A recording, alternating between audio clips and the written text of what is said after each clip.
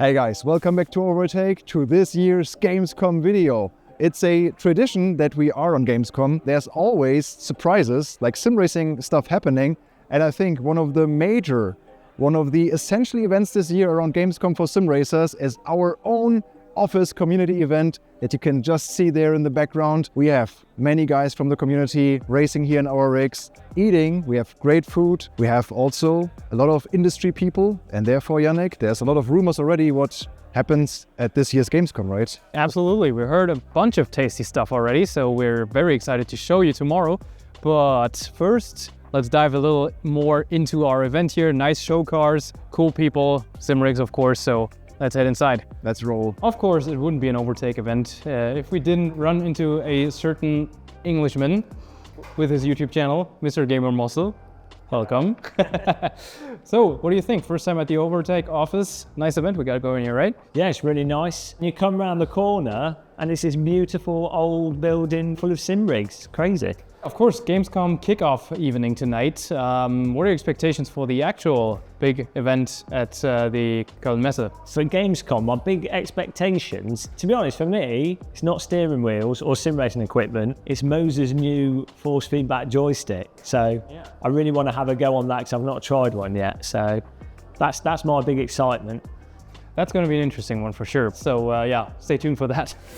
Morning guys, welcome back to OverTake. Here we are at Gamescom 2024.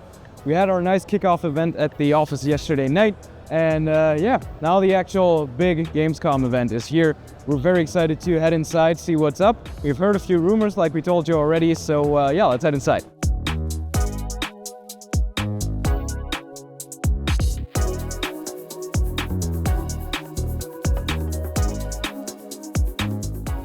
Here we are at the MOZA Racing booth, and these guys have been teasing a bunch of stuff already ahead of Gamescom. Now we know what it is.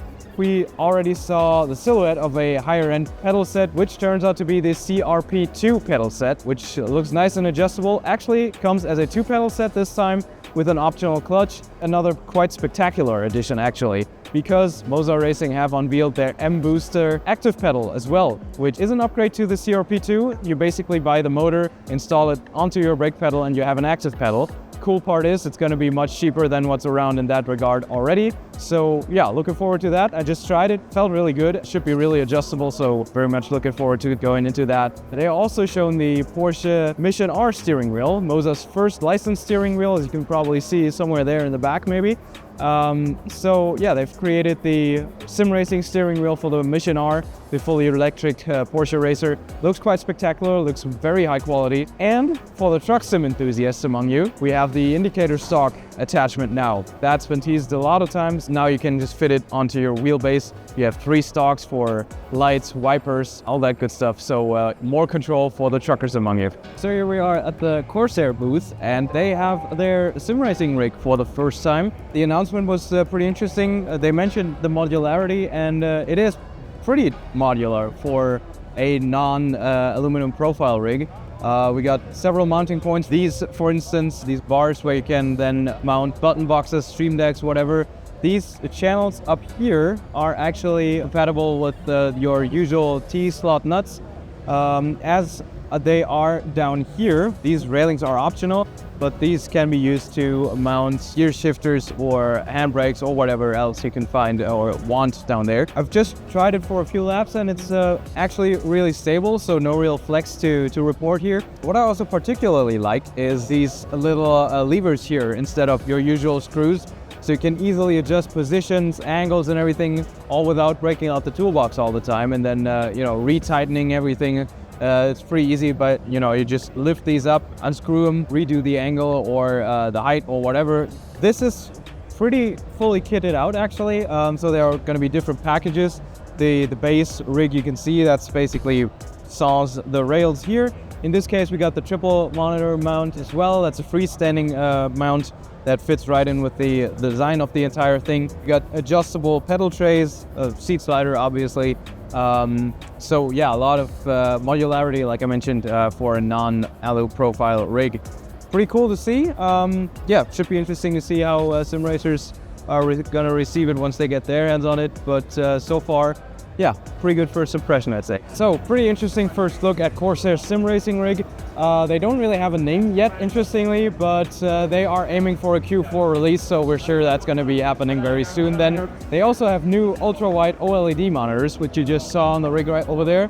Pretty neat, look pretty good in Assetto Corsa Competizione, and yeah, should be a good accessory, so to speak, for the rig. Another interesting part, the entire stand was decked out in Fanatec gear, and they even had some on the back of the wall there, as you can see.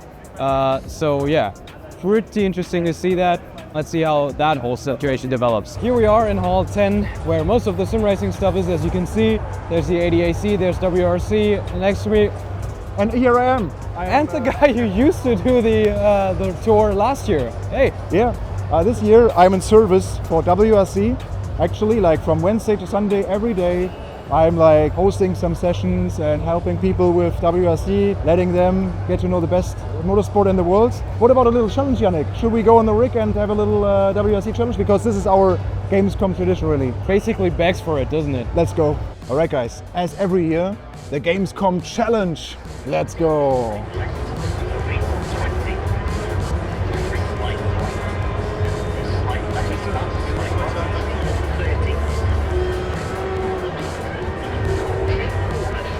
Have I done it? Have I done it? Yes! I won the OverTake challenge once again.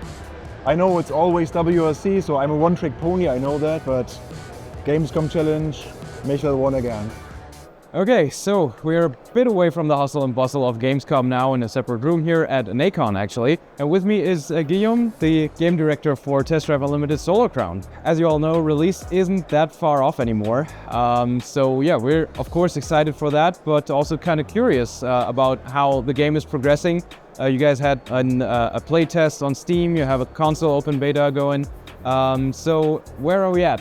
What's the news with TDU? We have currently the final version, the patch D1, and this version is perfectly optimized for console and for PC, so mission accomplished for now. And we are looking for the quality too, because we know that we have many feedbacks about the quality of the game. It has been upgraded too. It sure sounds like it, like a lot of players will enjoy that then. Speaking of a lot of players, I'm not sure if that has been explicitly mentioned before, but how many players can there be in one session at a time? Good question, because it's difficult to answer in one sentence. Car dealers, HQ, Street, Sharps, and Solar Hotel, it's 16. And you have 8 people in workshops. It's not a performance issue, because in the workshop you can see other players' cars. And in free roam, you have 8 people simultaneously around you, but you change constantly of bubble to have always different, but 8 people around you. And after, when you don't match the matchmaking condition, you change of bubble. Mostly of the ping, depending on the ping, and depending on the geographically distance between players.